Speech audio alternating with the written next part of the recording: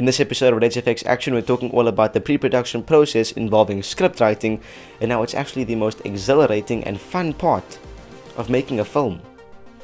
I know, right?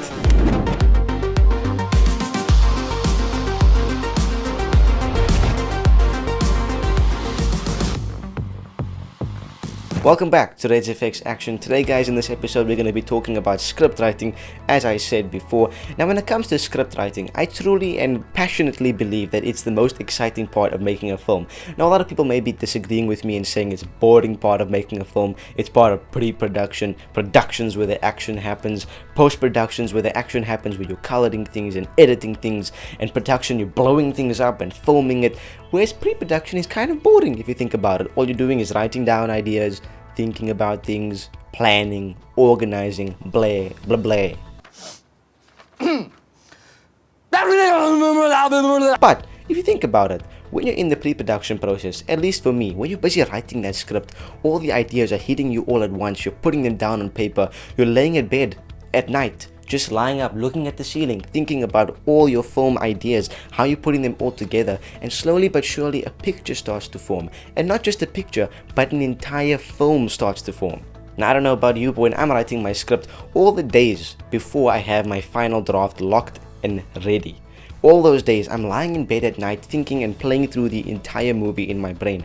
And that's the most exciting part, because at that point your dreams haven't been crushed yet. You haven't been met with a harsh reality that you don't have everything that your brain tells you do.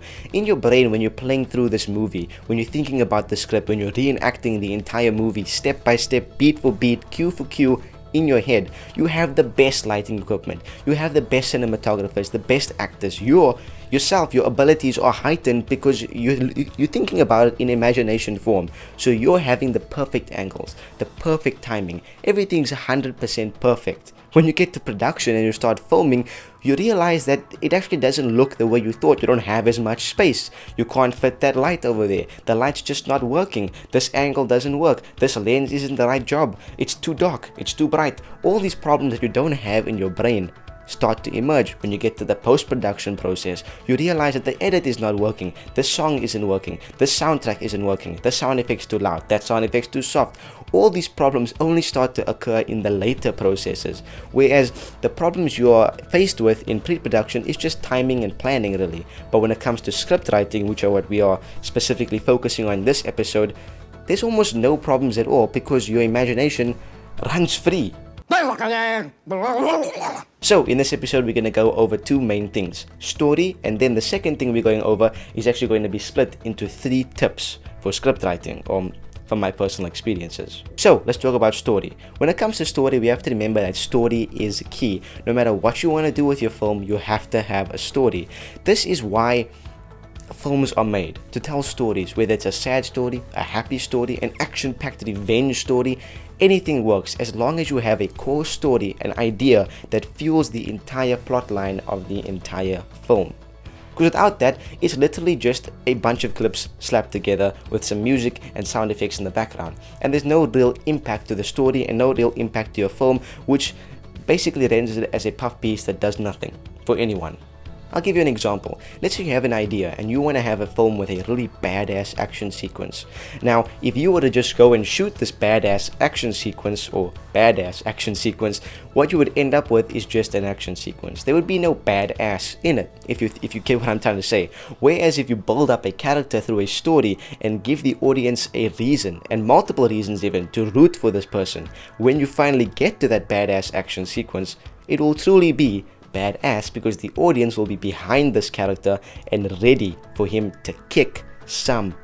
So story definitely is key, and it's what differentiates films, short films, proper films from cinematic montage sequences. I even made fun of this in my previous episode because a lot of videos nowadays just have a cinematic montage in it. I'm not going to name names, but you guys all know who started these type of things, where you have whether it's a video or a short film or something that suddenly just cuts to a whole bunch of slow motion clips or fast motion clips with some songs in the background and some cool cinematography and stuff like that. Those sequences, while they do look nice and it's enjoyable to watch to a certain extent, they really do nothing for your overall piece because it's useless at the end of the day.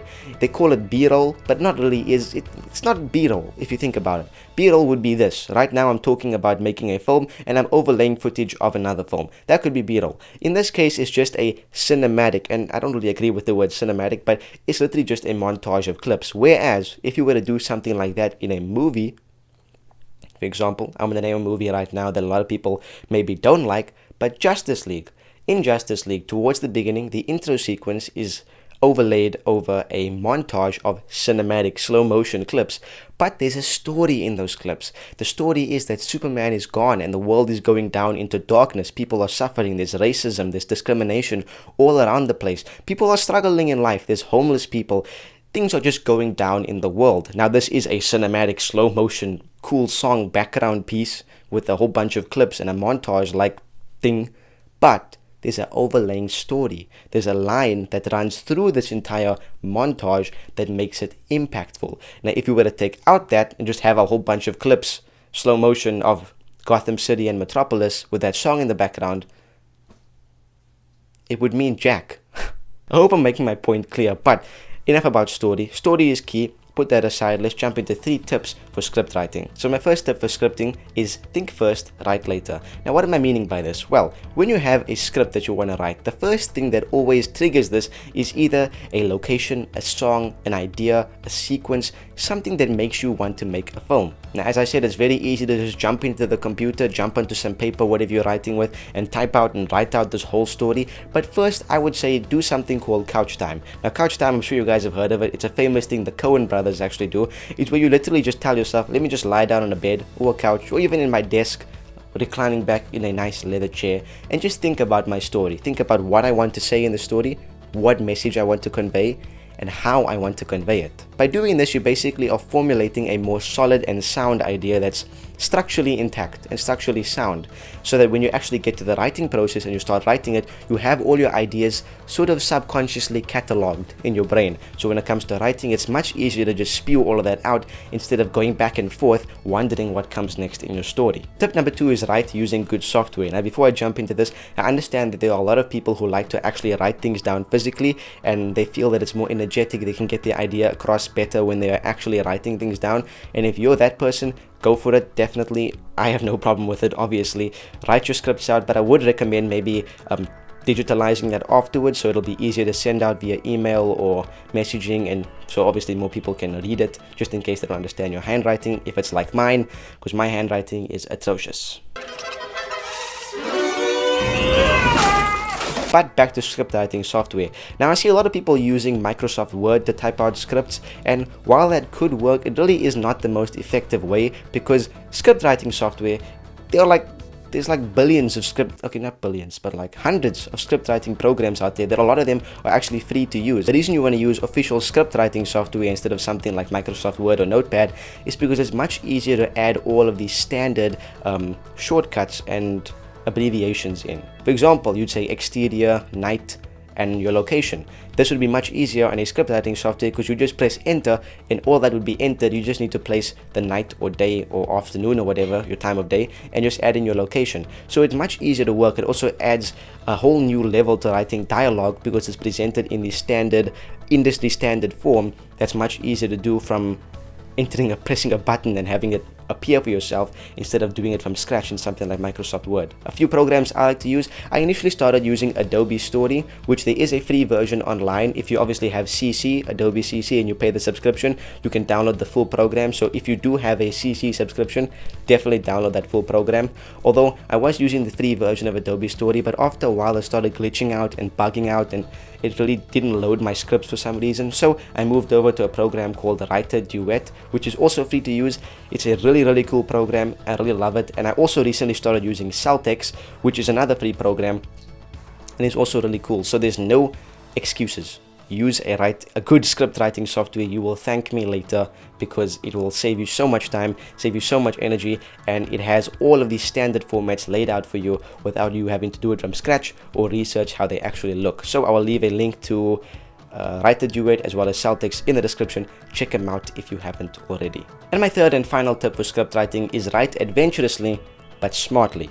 Now, as I said, your imagination is running wild at this point in pre-production. You're writing all sorts of ideas down, and it's very, very easy to get distracted and start going extremely huge. Now, while this can be fun, this type of ideas rather belongs in a writer's room instead of a script writer's room, because a script writer is bound by budget. Now, budget is a very big boy word that no one likes to say, but it exists. When it comes to novelists and writers, they can go as big as they want, because they don't actually have to make it. When it comes to script writers, it's even more respectful, I think, because you have to write something and then you have to go and make that thing. So if you're like me, for example, a teenager making films, and you're writing down ideas of huge Michael Bay explosions happening, know that that's going to be really, really hard to pull off. So write adventurously, definitely. Let your heart free, your wildest ideas. But remember that you're not going to have access to the most expensive of things unless you're a billionaire and your name's Bruce Wayne Jr. And I don't know about you, but my name is not Bruce Wayne Jr. What are your superpowers again?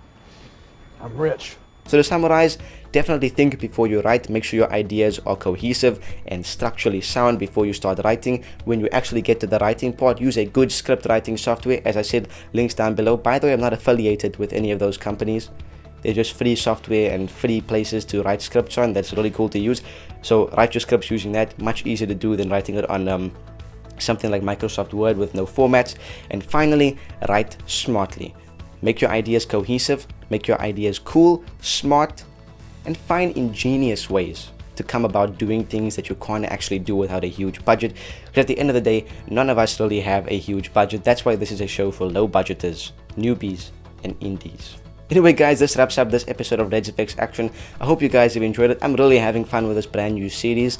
If you guys have any ideas and suggestions for what you want to see in this series, definitely leave it down below. If you want to request anything, remember that it's not VFX. All the VFX stays on Reds Effects. When it comes to everything else filmmaking related, whether it's pre-production or production itself, leave it down below. So if you want to see anything filmmaking related, if you want me to teach anything, talk about anything as best as I can, leave it down in the comments down below. I'll definitely be taking a look at that and using some of your ideas for future episodes. But as I said, that wraps up this episode. Definitely leave a like down below, as well as share the video with all your friends, as well as turn on notifications and subscribe for future episodes. If you want to check out some of the videos to the left of the screen right now, you can check out, for example, our previous Reds Effects Action episode all about lighting. For example, if you want to see how I lit this shot, check that episode out right there. And underneath, I will leave a random episode, a goodie bag type of thing, just for you. Follow me on Instagram and Twitter as well. Hope you guys have enjoyed this episode. Stay alerted, and I will see you in the next episode.